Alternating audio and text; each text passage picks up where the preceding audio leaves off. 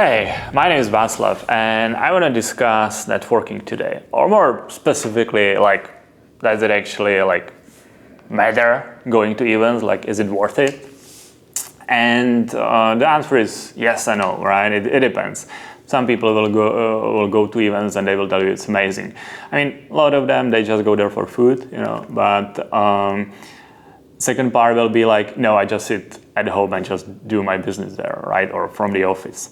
And I know both of these groups, people and successful people, successful founders come from both of these groups. So whatever suits you, ideally if it's 2 or 3 founders, you guys own a company and one of you is the extroverted person that likes to go out on events and just network. And the best way to network is to be visible on stage. So today, let's take a quick look for a few minutes, if you decide to go to events, how to approach it to actually make it make sense. So first 3 reasons why it may not be such a good idea, right? So first is it's very energy and time sensitive. So it will take a lot of time, a lot of money to travel, spend the night there, go to the events. The tickets are pretty expensive, right? So it's one thing. Second is some of them are just dull and so boring. It's uneven, on the ecosystem. Some of them are good, some of them are not. How do you tell which one, right? So it's a lot of them are just such a waste of time. Third, I mean, there's so many pitches, so many people selling their services, right? Consultants, salespeople, marketing people. So all those big ass events that attracts a lot of these people, I wouldn't just go there. Always better to go for private, smaller events where we can actually get to talk to real interesting guys, right? And that brings me to 3 reasons why it is a good idea.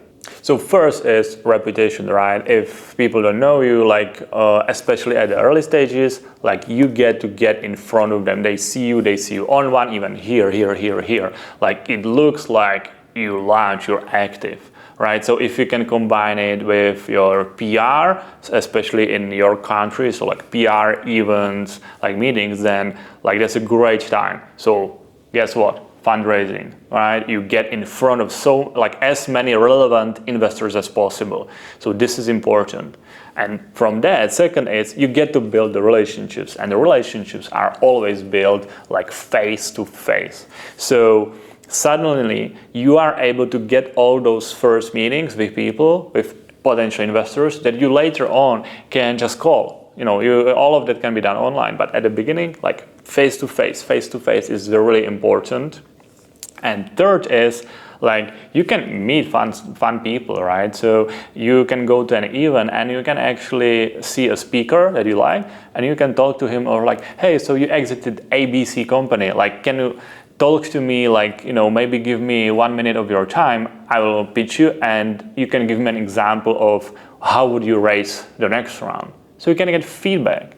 So these parts, if this narrative fits your situation, then it makes sense to go to events. So let's take a look at how you should actually structure it. Okay, so it's quite easy actually. So let's say that you have 10K budget, so that will be able to help you go to 3-4 international events where you take a train and you fly there, whatever, and maybe 3 local in your cities that you just pay 20 or 40 euros or dollars for. So you have that budget for 4 or 5 months.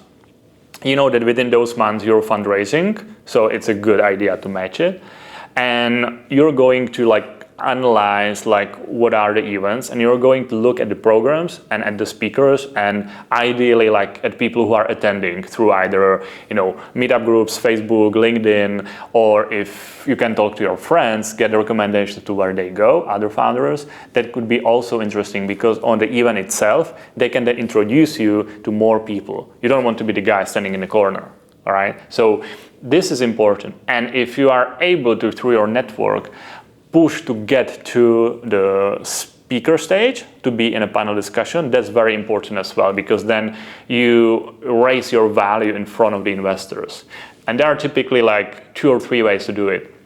First is, you know the organizers and you can get there through contacts.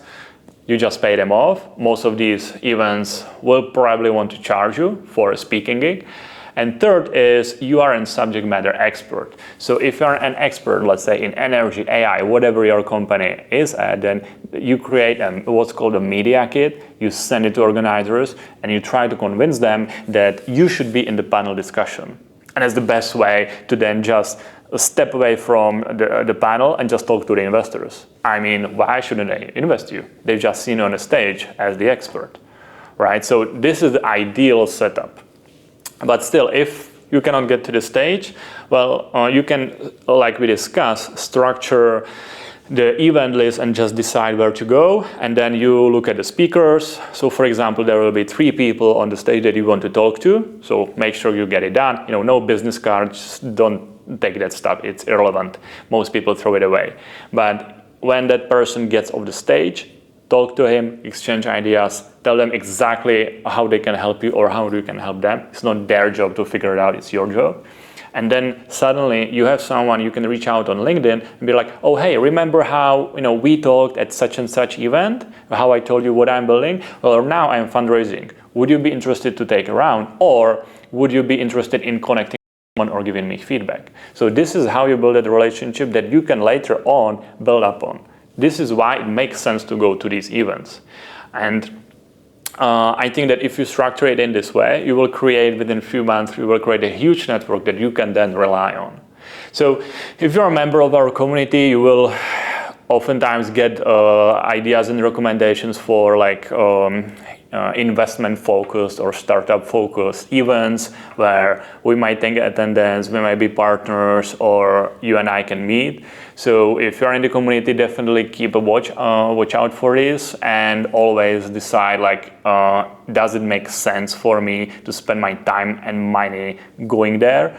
Do I actually get any benefit? And if it makes sense, then just view it as a marketing budget and try to be like as effective as possible there, and truly have an outcome in your mind and focus on building quality, high quality relationships. Don't spray and pray 200 business cards onto people. Makes no sense.